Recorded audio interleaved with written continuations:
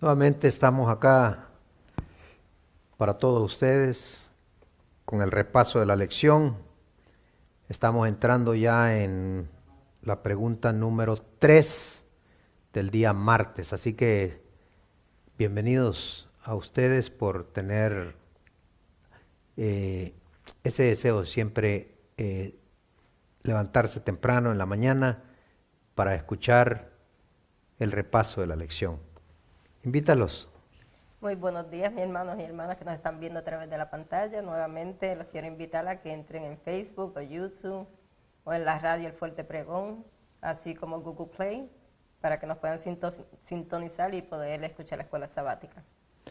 Saben, antes de dar comienzo, como siempre, es costumbre de nuestra, y me imagino que es costumbre de cada uno de ustedes, antes de abrir la palabra de Dios, tener una pequeña oración para que el Señor pueda iluminar nuestras mentes y a la misma vez echarnos su bendición a través de la apertura de su palabra. Así que te voy a invitar entonces, Grisel, que nos des tú, le eleves al Señor una plegaria para que nos bendiga.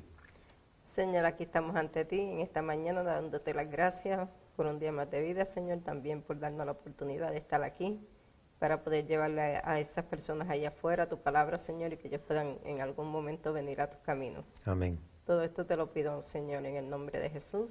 Amén. Amén, Señor.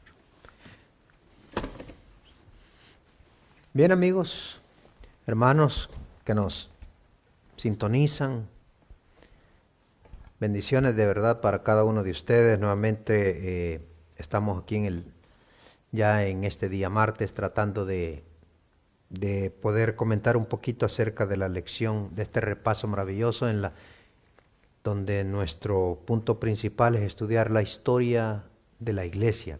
Estamos en la parte 2 de la historia de la iglesia y hemos mencionado que ya dentro de muy poco estaremos entrando en la tercera parte de la historia de la iglesia y quizás ahí, hermanos, concluir con toda la historia adventista. Lo importante es que entendamos nuestras raíces. Bien, como les decía anteriormente, hay una declaración muy importante que siempre deberíamos de leerla todos los días que vamos a hacer el repaso de la lección, y es porque ahí Juan ve algo importante, de acuerdo al capítulo 11, versículo 19. ¿Qué dice esa declaración, Grisel? Apocalipsis 3, 7 al 8. O acá. Fue abierto el templo de Dios en el cielo y fue vista en su templo el arca de su pacto. El arca del pacto de Dios está en el lugar santísimo, en el segundo departamento del santuario, en el servicio del tabernáculo terrenal, que servía de mera representación y sombra de las cosas celestiales. Este departamento solo se abría en el gran día de las expiaciones para la purificación del santuario. Importante, hermano, porque eso solo una vez al año se abría ese compartimiento. Increíble. Una vez al año el sacerdote podía entrar a ese segundo compartimiento. Podía estar todos los días en el primer compartimiento, pero no podía entrar todos los días al segundo compartimiento. ¿Por qué? Porque si entraba, hermano, al segundo compartimiento sin la autorización de Dios y la indicación, el sacerdote automáticamente era fulminado con el castigo de Dios. Es importantísimo, hermanos, que nosotros entendamos todo eso, porque todas estas cosas estaban elaboradas y determinadas de la manera que Dios lo había indicado, y todos debían de acatarse a esa orden dada por el cielo. Bien, hay algo que me llama mucho la atención y es la pregunta número 3. Me gustaría que tú la leas y a la misma vez vayamos a la Escritura a leer ese texto que se encuentra en Apocalipsis. ¿Qué dice la pregunta? ¿Qué significaba esa puerta abierta que se abrió en el cielo?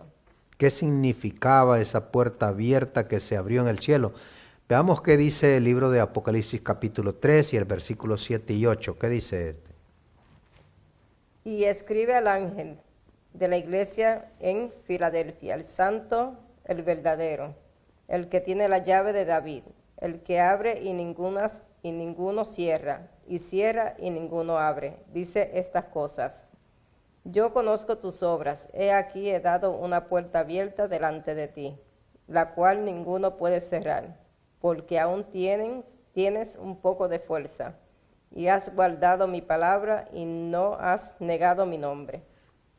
Importante, hermanos, ¿qué puerta es la que el Señor cerró entonces y qué puerta abrió? Saben, cuando Cristo ascendió al cielo, Cristo entró al lugar santo. Pero al final de esa profecía donde Miller se había concentrado su estudio, al final, de acuerdo a Daniel capítulo 8, versículo 14, como dice la Escritura, de 2300 tardes y mañanas, y luego el santuario sería purificado. Eso se extendía de acuerdo a la ley o el edicto que fue dado por Artajerjes allá en el año 457 antes de Cristo, que se extendía hasta el 1844. Así que, hermanos queridos, importantísimo dentro de todo eso había un periodo que formaba parte de esa profecía larga, pero había un periodo específicamente para el pueblo judío de aquel entonces, de acuerdo al capítulo 9 de Daniel, versículo 25 en adelante, donde se nos muestra en realidad de que habían 70 semanas que eran determinadas como gracia a un pueblo que aún así, cuando Cristo vino a esta tierra, lo siguió rechazando. Pero, ¿por qué era importante, hermanos? Porque Cristo, de acuerdo a la profecía, de manera tan precisa, Cristo muere en el año 31, a la mitad de la última semana descrita en el capítulo 9 de Daniel. Es importantísimo que todos lleguemos a entender estas cosas. Y le restaba nada más a esa profecía, solo le restaban 3 años y medio, o sea, 3 días y medio para que se concluyera el tiempo de gracia determinado a un pueblo. Pero a partir de ahí, hermanos queridos, todavía a la profecía le faltaban 1810 años para que se completara. ¿Hasta dónde nos llevó ese entonces, hermanos queridos? Al 1844. Entonces, ¿qué sucede cuando Cristo muere en el año 31 y resucita al tercer día? Cristo entra al lugar santo, pero en el lugar santísimo Él entra en el año 1844 y es ahí, de acuerdo a Daniel capítulo 7, es ahí donde se abren los libros y comienza el juicio, o sea, la revisión de todos los pecados que están ahí registrados, porque el libro de Apocalipsis, capítulo 14, versículo 7, que nos dice ahí el libro de Apocalipsis, versículo 7, el capítulo 14. Ahí podemos darnos cuenta, hermanos queridos, que ya ha llegado la hora del juicio del Señor. Y yo le dije: Señor, tú lo sabes. Capítulo 14, capítulo 14.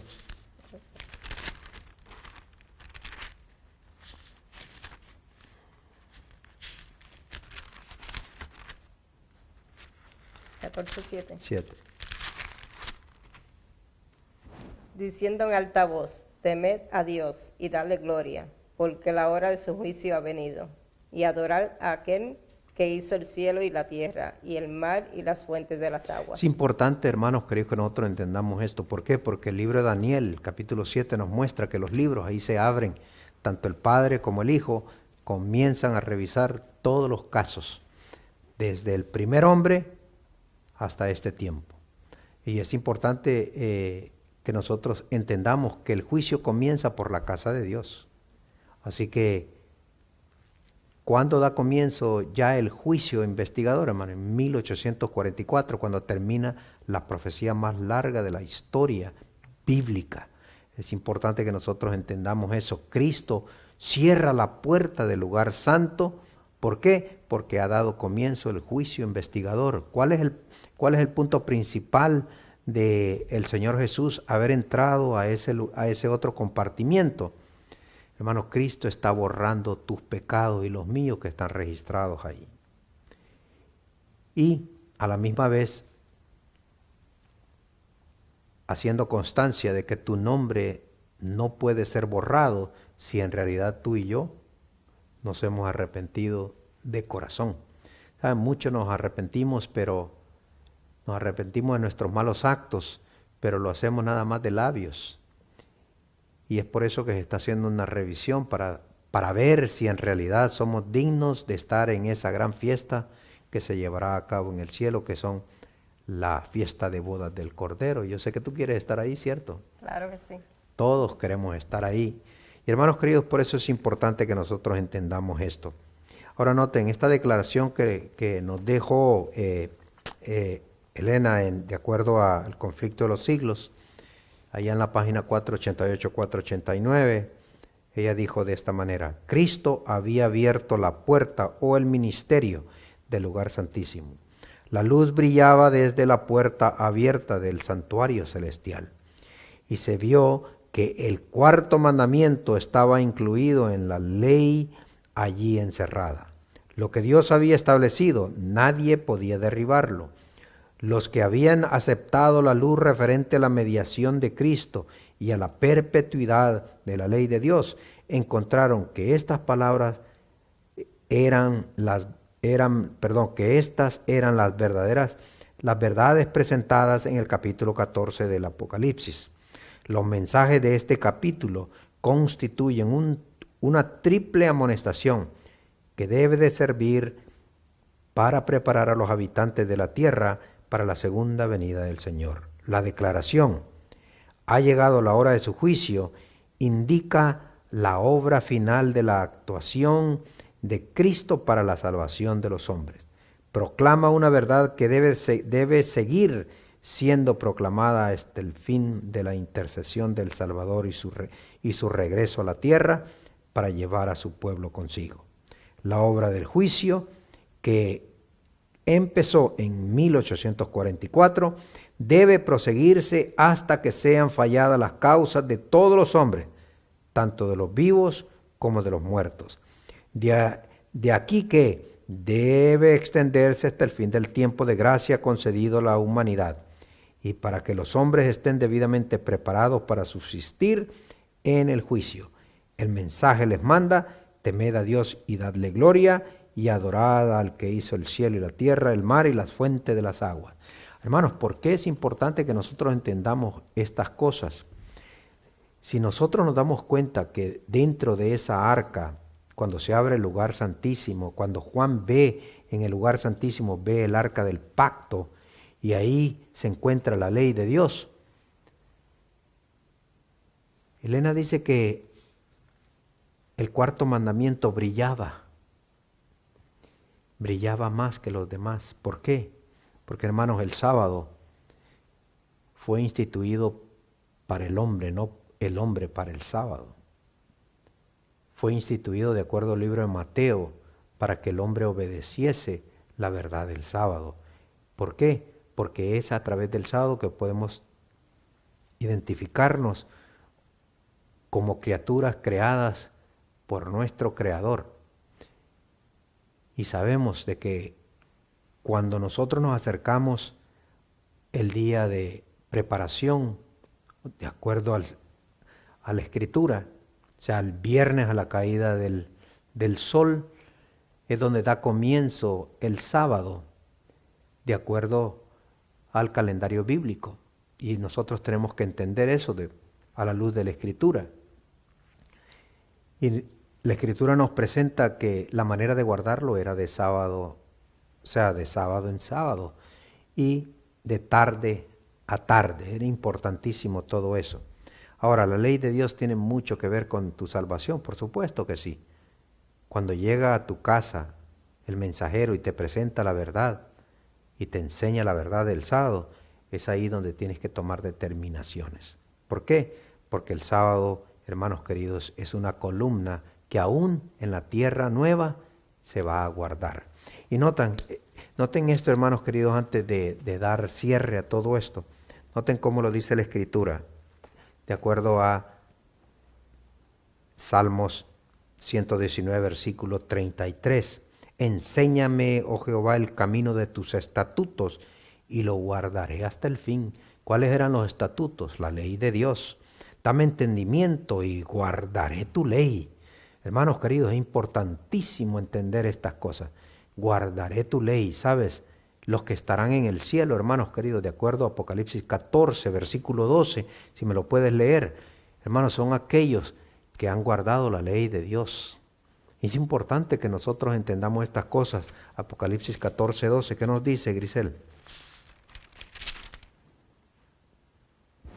Aquí está la paciencia de los santos. Aquí están los que guardan los mandamientos de Dios y la fe de Jesús. ¿Te das cuenta, mi querido hermano? Estos mandamientos han sido dados para el hombre, no para un pueblo allá de antaño, sino han sido dados para el pueblo tanto de aquel tiempo como de este tiempo. Ahora, ¿podrán cambiarse estas cosas? No, hermanos, al contrario, nota lo que el salmista sigue diciendo en este capítulo maravilloso. Dame entendimiento, dice el versículo 34, y guardaré tu ley y la cumpliré de todo corazón. Ay, hermanos queridos, qué importante es entender estas cosas. ¿La cumpliré de cómo? De todo corazón. Es importante que nosotros entendamos todas estas cosas. ¿Por qué?